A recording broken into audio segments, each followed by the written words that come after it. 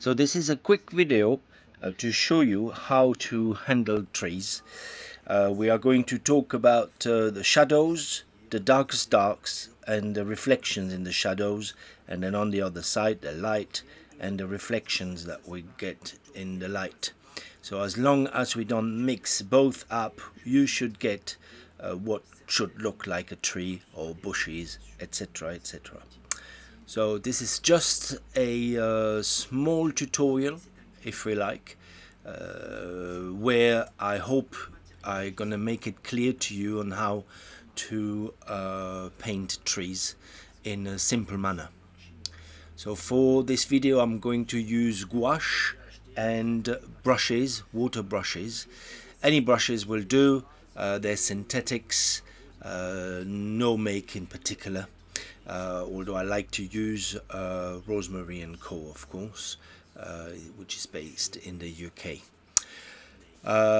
For the gouache I use Le Frambourgeois, which is a French make, and now that I'm in France it makes sense, but you can find it online, I believe.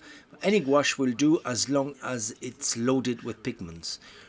Please don't use school gouache, as this will not do. It won't be opaque enough and it won't cover properly. So I'm using a blue, a red and a yellow and a white, of course. I make the black myself sometimes, not sometimes. I also will use an orange in this occasion, and a ochre, a yellow ochre. See here my colors. So we have and a bit of water, and a spray can that you could just spray over once it's dry, which is the case there. And then I've got also a water canister, and I will mix my darks here on one side and my lights on the other. So as I said, just repeat, we've got white, a red, an orange, a yellow ochre, a yellow and a blue, dark blue. Here it is a ultramarine blue, but Prussian blue, any dark blue will do. I did draw a line, as you can see, and I will stay above the line to paint. Starting with my shadows, so blue typically. To get a black we mix 3 primaries, so it will be blue, a little yellow and red, and then you make it as dark or as light as you need it. It is gouache, so it will need 2 or 3 coats to cover properly or to have the right color intensity.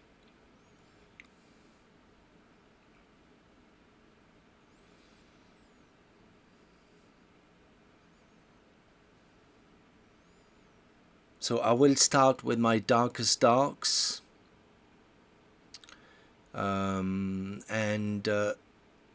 they're just imaginary trees that I'm going to put down there.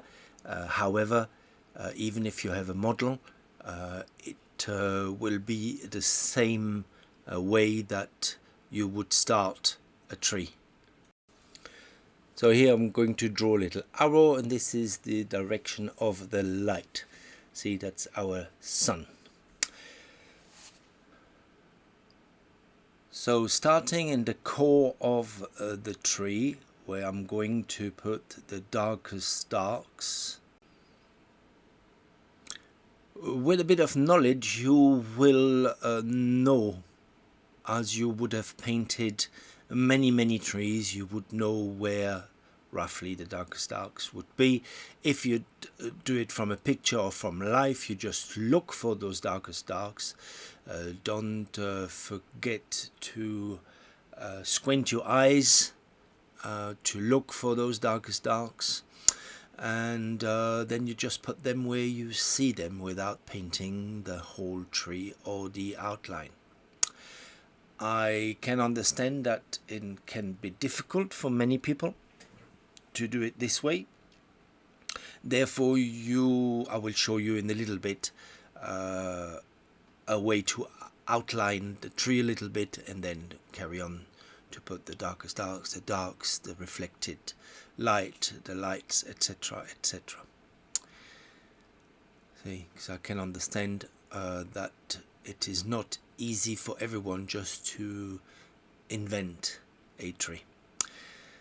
So I will mix a little bit of yellow ochre and do an outline for you just for this bit. I'm not going to do it for every single tree, but so it just gives you an idea on how to handle a tree after that. So there we are, going with an outline, having our shadows on the left and our light on the right. I want a little more light than shadow. So there we are, and here we got an evergreen tree next to it. That one will be going in front of that tree. So once you've done that, you put in the darkest darks. I just added a bit more red, and I darkened the color by adding a second layer on top of it. So you will always find the darkest darks. That's where the light doesn't go. See, the light cannot penetrate the tree, and these are then therefore the darkest darks that you will find in a tree. Often they're not many, but you can paint or overpaint them, if I could say that, overpaint them, and then when you put the shadow color on, you get the shadow color a bit over that dark and only leave what is needed. So this is now the shadow side that I'm doing. So see, I added a bit more yellow ochre, and a bit more yellow, and then I'm gonna paint that right next to and on the shadow a bit. As you see, my shadow is getting smaller, and my shadow side, I mean my darkest dark, gets a bit smaller, and my shadow side takes its place in the tree. So far so good, no complications. You also surround the darkest darks with the shadow, as you wouldn't have a light directly next to a darkest dark. As you can see, quite a bit of my darkest dark disappears. Nevertheless, that will be just enough to render a tree. I always can come back, and I will come back with some dark highlights. Don't get confused, no highlights, but highlights of darks, darkest darks, to get the effect that I need. So I do the same with the pine tree. See, the color of the shadow is a little cooler, little greener, little not greener, just cooler. Let's put it that way. So there's a bit more blue in there, and a bit of less of red, which makes it cooler. So now that we've done the shadow, now it's time to put the light on. For the light, I'm going to go to the other side. I started with a bit too much blue there, but never mind. I will have to put more yellow in. So, a fair amount of yellow. We want something that's at least one value lighter, 1 or 2 value lighter, depending on what kind of trees you're doing, if it's a clump of trees, etc., etc. Warm it up a bit, and a little bit more yellow. So there's no right or wrong, you just match the color that you see overall. And have a little look, it's not quite green enough, was a touch too light. Don't go too light. You need to keep the lightest part for the grass and the sky, of course. So once you find your lights, which I found here, then whatever space is empty there, you fill with that very light. I had a little trouble with my camera there focusing. I'm going to have to put a bit more ambient light on that. Okay, really a lesson on light, shadows, darks. Then once my light is done, see, you got a dark side. Oh, I'm very sorry about that. Nothing I can do as it's post painting, so I can't. I'm just adding some browns in there, some browns with the shadow value, the same value of the shadow. I did a little bit of a brown and I added it in there, see? So that's not gonna last for long. Soon that image will be clear again. Okay, hopefully that will be it. So add more shadows where you believe they are, and under the clumps of, like I put here, under the clumps of the tree, there will be a few shadows, but you can see that the form starts to establish itself. There I'm going to work a little bit more with the reddish color.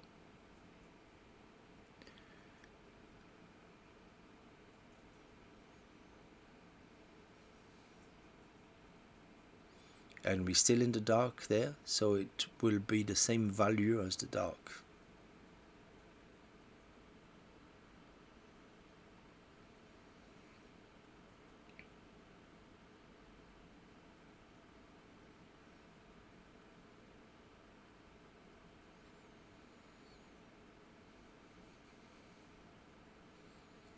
Once we establish that, we go back to the light, a bit lighter. So there I go a touch lighter to get some highlights or reflected light into my lights. Starting to soften the edges as well at the same time, where the dark and the light meet. You can soften it or put a little bit more paint. See how I'm softening that, and by softening it you have the turn. The turn is creating itself by softening it. Don't be afraid. I wanted more light on this side, so don't be afraid to put some light in the dark, but they have to make sense.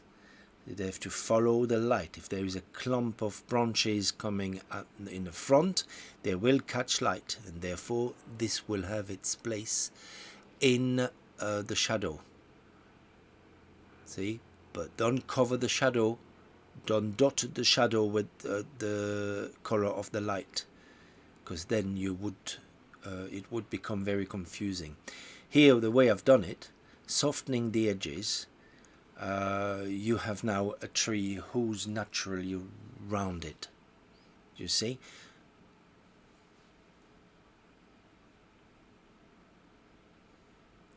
Then I'm adding some reflecting light again, so some difference in color.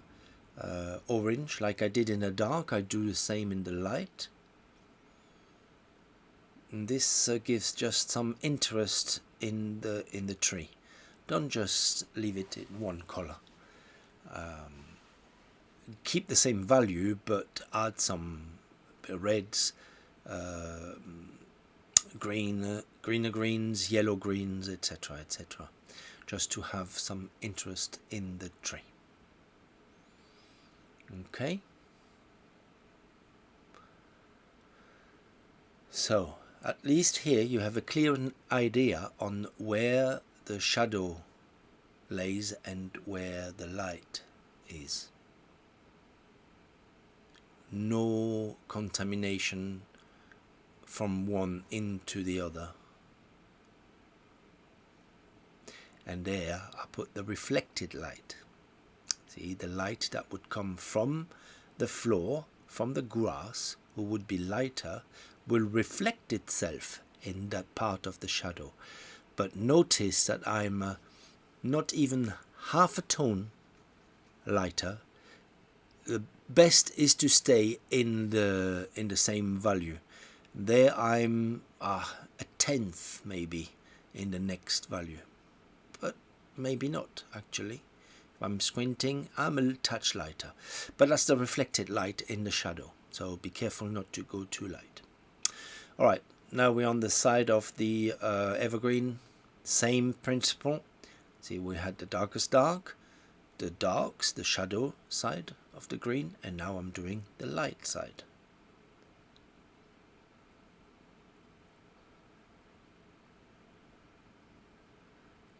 And you bring in the light side as far as you see it or want it to come in. And I do the same on this side, having some reflected light in the shadow part. Look how natural these two trees are looking. And I haven't really done leaves, branches, and all these things. Well, we will do a little simulation of leaves and branches in a little bit, but here we're still not there. All I have done is just the darkest dark, the shadow side, the light side, and then within the shadow side we put reflected light, and in the light side we put some highlights, and there you have a tree.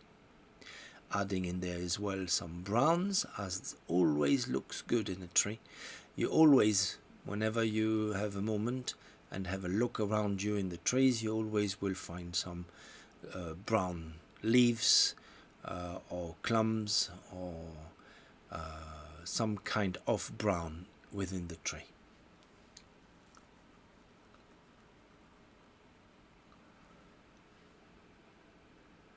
Okay, emphasizing a few more shadow bits, but very light, as it is as I soften the edges at the same time as I'm going through it.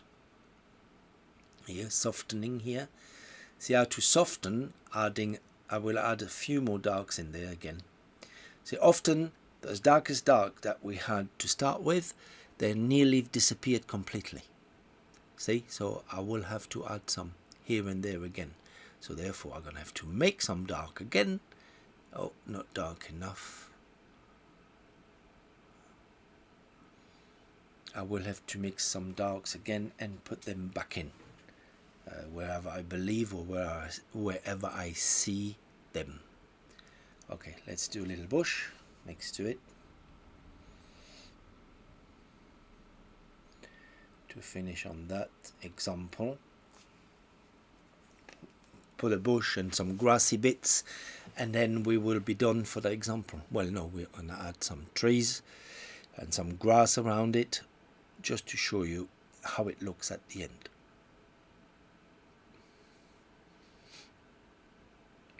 So, same, darkest dark, now the shadow.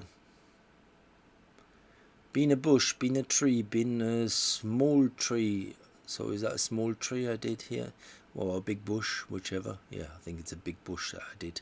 So, shadow side, see? Darkest dark. Not many left, but that's normal.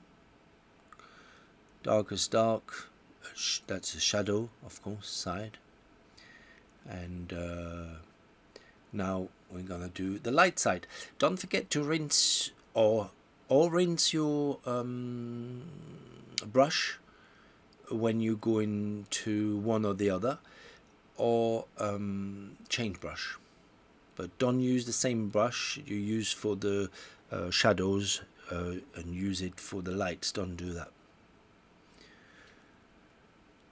Okay, light side, give it a form.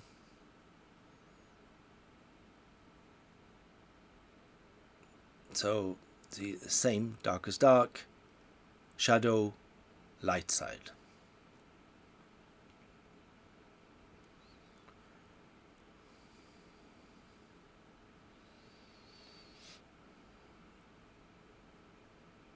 Okay, adding a few leaves on that one, broken edges, and I'm going to do the same now in that tree. Adding a few leaves, few edges, broken edges, to make it look more like a tree. So I'm in the outside, I'm not dotting around the inside, right? We could put a couple here and there, but be careful not to put too many dots inside the tree. It would look like it's got the measles or something. Just adding a few strokes, a few leaves here and there. That's enough for the viewer to see it as a tree. See, now you got the whole clumps that I did there are now very artistic. So now we add a bit of white in that brown dark side. There'll be my tree trunks. So if you add tree trunks in the dark side, make them lighter. If you add them at the light side, make them a little darker. Even if you don't see it that way, you need to see the trunks. If I add dark trunks in there, you will not see them. Okay, so some just think where there would be, it doesn't matter. It's just an example anyway. It's not a finished painting. So I'm going a bit darker here, see, just the bottom, there will be less light, so it'll be darker. Darken this bit a little bit as well. So just be mindful where you place it. When I say light, yeah, it has to be light, but as you go down, it loses some light, so it will go darker. So here we are. Just like that, you can clearly see that you've got a few trees together. There could be 2, 3, 4 trees together, see, with those branches, trunks, etc. That's what it looks like.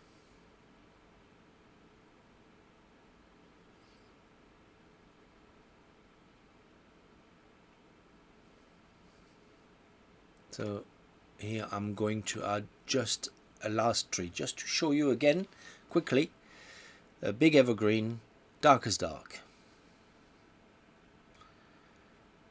And without drawing it out, once I've established the darkest dark, I'm going to make the shadow side, sorry. In the darkest dark, I just added some red. Okay, now we're making shadow side. So blue, yellows, even oranges. It's not because you're in the shadow side that you cannot put some warmth in it. Okay? You have warm and cool in the shadow, just like you have warms and cools in the light. All you have to be mindful, I'll remind you, is to keep the light, keep it light, and the dark, keep it dark. Don't mix one into the other. That is the key. Okay, so put the shadow side. It's a bit wet and shiny, so we can't really see the difference. It's quite a dark shadow, so it's a dark evergreen. There we go, dark evergreen.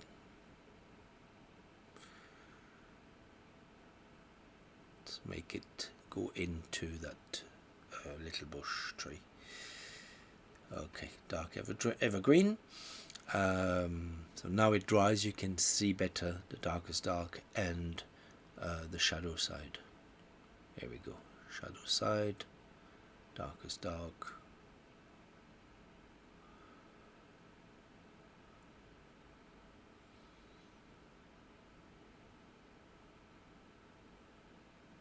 Shapes also, I haven't talked about it, but I look more to do or to make shapes than to make a tree. See, every stroke is different here. If you look on the edge on the left, you haven't got two strokes who are similar. You haven't got two similar forms in there. Every shape is different, and this is what makes it very exciting to the viewer. The viewer will never know, unless you put a picture next to your painting, it will never know how many trees were there, if there was some different colors as what you show. It will never know that. So don't be shy to be artistic with what you do. Okay, in there I've added the reflected light into the shadow. So it's often a bluer and a touch lighter than the shadow. Touch. So, and now we do the light side.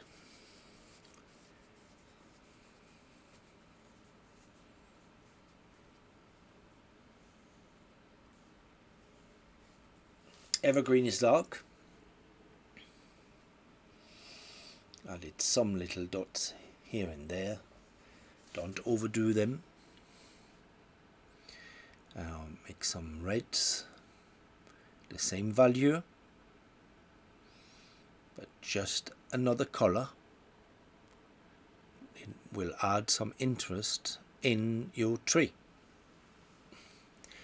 So when it dries you will see it properly. At the moment it's a little too wet. So I'm on the light side. And as I say,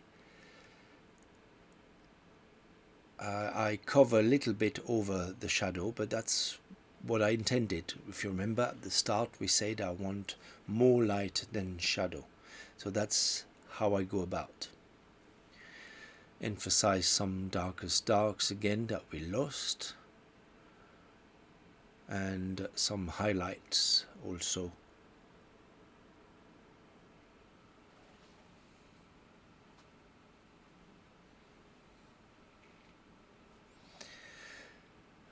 Working the edges as well, of course. Where the light meets the shadow, we are soften the edges a little bit more.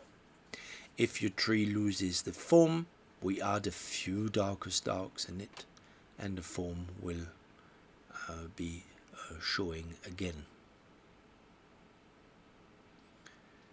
Okay, time for a trunk, here and there.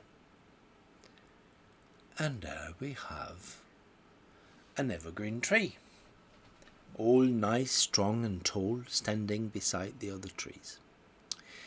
Now I put the shadow on the floor, the shadow these trees would make, and the light of the greens that we would see.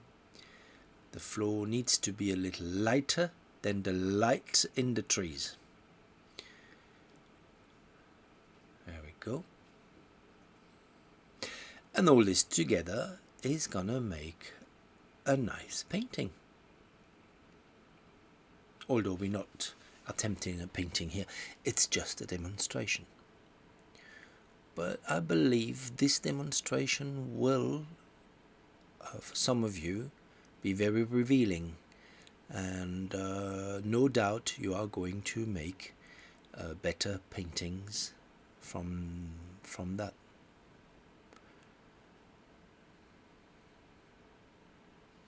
Adding a few grasses and smaller bushes here and there.